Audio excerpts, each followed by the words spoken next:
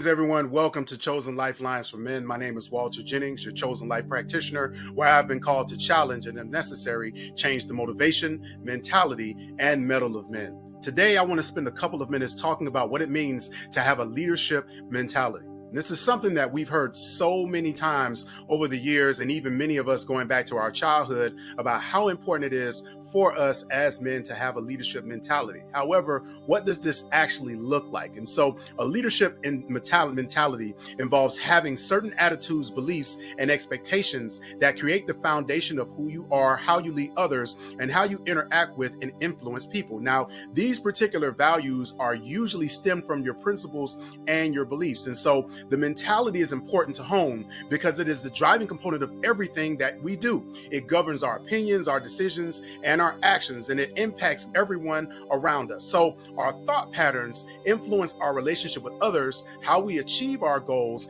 and the success of our overall performance. So it's very important that we know what the characteristics are that make up the ideal leadership mentality. And there are 5 of them that it's important for us to actually really focus in on to ensure that we develop them and strengthen them in our own individual leadership mentality. Number 1, it's important for us to adapt a willingness to face challenges. One of the most important elements of a leadership mindset is to not be afraid to face challenges and to meet them head on. A good leader will proactively acknowledge obstacles and frame them as opportunities for lessons and growth.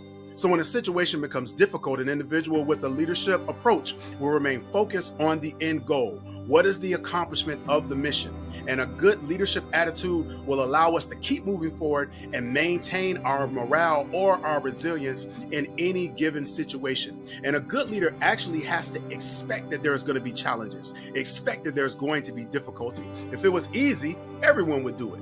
And so because it's difficult, that actually is what sets us apart when it comes to having a leadership mentality.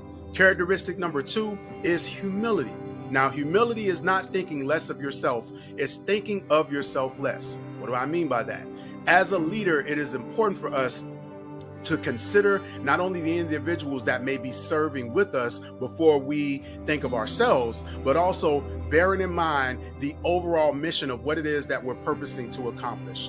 Good leaders take on tasks and responsibilities that not only just benefit them, but it benefits others and society as a whole. So part of that humility is forsaking and crucifying our own ego and often our own personal objectives and not sacrificing the overall greater good for some of the things that we may want to individually accomplish. So making sure that we are operating in and adopting humility. Now, in conjunction with that, characteristic number 3 is resourcefulness. Now, while humility involves respecting different voices, resourcefulness involves being able to consider the perspectives and the ideas that may differ from what you may have in mind. So a leader mentality helps you to recognize the importance of using every different resource that is available, the individuals that you have on your team, the ideas and the strategies that you may have in your disposal, the tools that you have available.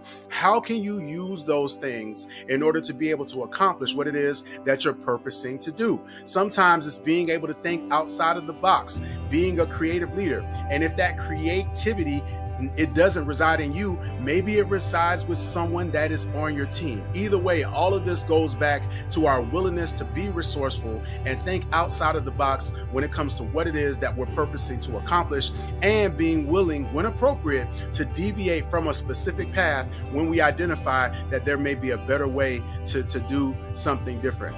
One of the great examples of this, just as I was thinking about it, is I think of football, where sometimes you have to change out a player, even though you may be loyal to that particular player, because there is another player that's better suited for the situation and the time that you're in. That's knowing how to be resourceful. Now, characteristic number 4 is being decisive. As leaders, we're often placed in positions where we need to decide things on short notice, if not immediately. And it's important for us to be able to confidently stand behind our decisions while knowing that they are the best choice to make based on the information that we have. When we begin to second guess ourselves, what we do is we actually allow doubt and fear to creep in, which is ultimately going to hinder our judgment. And that ultimately allows us, what ultimately happens is that the individuals that we are leading or that are on our team begin to doubt our ability to be able to lead. So it's important that regardless of the decision that we make, that we are decisive, that we make it based on the information that we have, and that we move forward in it, which leads us into characteristic number 5, which is the acceptance of responsibility. Now, a good leader demonstrates integrity by owning up to their actions and their decisions, and that helps them to build trust with the people that operate around them. Also, a leader, they share in the success and the achievement and the accomplishments and the various things that they're done. So again, they're not hoarding all of the praise. They're not taking all of the credit for everything that's taking place, but they're also making sure that they're giving their team their proper due in the process. And if things go wrong, the leader also assumes responsibility as the person that is in charge for anything that happens and uses it as an opportunity for growth and for development. Hey everyone, thank you so much for tuning into this Chosen Lifeline for Men. My name again is Walter Jennings. And listen, reach out to me for a session. I love to hear about your mentality of leadership and how you are using that to govern your life. And maybe there are some things that we can do to help sharpen those things to ensure that you are able to accomplish exactly what your goals are. Again, my name is Walter Jennings with Chosen Life Practitioners, where I've been called to challenge and, if necessary, change the motivation, mentality, and mettle of men. See you soon.